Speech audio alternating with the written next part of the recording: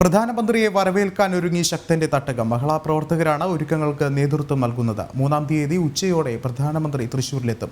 തുടർന്ന് നടക്കുന്ന റോഡ് ഷോയിലും മഹിളാ സമ്മേളനത്തിലും ലക്ഷക്കണക്കിന് വനിതകളാണ് പങ്കെടുക്കുക.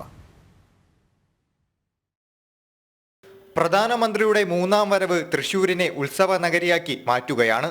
മഹിളാ പ്രവർത്തകരാണ് ഒരുക്കങ്ങൾക്ക് നേതൃത്വം നൽകുന്നത്.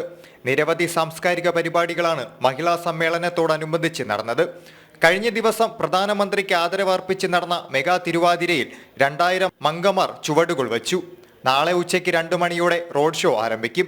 3 മണിക്ക് നടക്കുന്ന സമ്മേളനത്തിൽ മഹിളകൾക്ക് മാത്രമാകും പ്രവേശനമുണ്ടാകുകയെന്നും 200ഓളം മഹിളാ വോളണ്ടിയർമാർ സമ്മേളന നഗരി നിയന്ത്രിക്കുമെന്നും ഒരുക്കങ്ങൾ വിലയിരുത്തിക്കൊണ്ട് BJP സംസ്ഥാന ജനറൽ സെക്രട്ടറി MT രമേശ് പറഞ്ഞു. നാളെ ഉച്ചയ്ക്ക് 2 മണിയോടുകൂടിയാണ് പ്രധാനമന്ത്രി തൃശ്ശൂരിലെത്തിച്ചേരുന്നത്.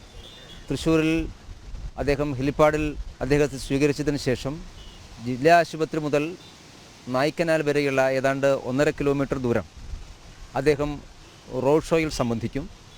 3 മണിക്ക് തേക്കിൻകാട് മൈതാനിൽ സംഘടിപ്പിച്ചിരിക്കുന്ന മഹിളാ സമ്മേളനത്തെ അദ്ദേഹം അഭിസംബോധന ചെയ്തു.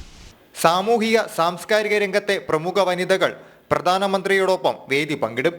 സാമുദായിക നേതാക്കൾ പ്രധാനമന്ത്രിയെ കാണാനും സംബന്ധിക്കാനും ആഗ്രഹം പ്രകടിപ്പിച്ചിട്ടുണ്ടെന്നും അദ്ദേഹം പറഞ്ഞു. മഹിളാ സമ്മേളനത്തിൽ മഹിളാ പ്രവർത്തകന്മാർക്ക് പുറമെ കേരളത്തിലെ സാമൂഹിക രാഷ്ട്രീയ രംഗത്തെ പ്രമുഖരായിട്ടുള്ള ധാരാളം മഹിളകളെ ഞങ്ങൾ ഈ സമ്മേളനത്തിലേക്ക് ക്ഷണിച്ചിട്ടുണ്ട്. അവരെല്ലാവരും ഏതാണ്ട് 10,000-ഓളം ക്ഷണിക്കപ്പെട്ട വിശിഷ്ട വ്യക്തികൾ സാമൂഹ്യ രംഗത്തും രാഷ്ട്രീയ രംഗത്തും കലാരംഗത്തും ശാസ്ത്രരംഗത്തും സിനിമാ രംഗത്തുമൊക്കെ പ്രാഗൽഭ്യം തെളിയിച്ചിട്ടുള്ള കുടുംബശ്രീ പ്രവർത്തനങ്ങൾക്ക് നേതൃത്വം കൊടുക്കുന്ന അങ്ങനെയുള്ള വ്യത്യസ്തമായിട്ടുള്ള മഹിളാ നേതൃനിരയെ ഈ സമ്മേളനത്തിൽ അണിനിരത്താനാണ് ഞങ്ങൾ ആഗ്രഹിച്ചത്.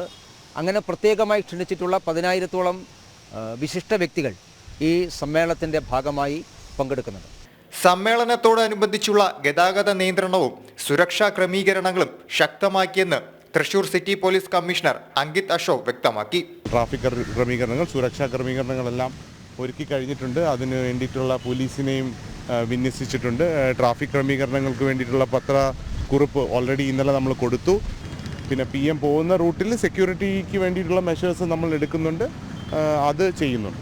നമ്മൾ സേന 3000-ഓളം പോലീസ് ഉദ്യോഗസ്ഥരെയാണ് കേരളത്തിൻ്റെ എല്ലാ ഭാഗങ്ങളിലുമായിട്ട് വിന്യസിച്ചിരിക്കുന്നത്. വൈകിട്ട് നടക്കുന്ന മേളകലാവിരുന്നിൽ 101 വിദ്യാകലാകാരന്മാർ അണിനിരക്കും. കിഴക്കോട്ട് അനിയന്മാരാർ മേളവിരുന്നിന് നേതൃത്വം നൽകും. പ്രധാനമന്ത്രിയുടെ സന്ദർശനം ചരിത്രപരമായ മാറ്റം കൊണ്ടുവരുമെന്ന ആവേശത്തിൽ തന്നെയാണ് ഓരോ പ്രവർത്തകരും. ജനം, തൃശൂർ.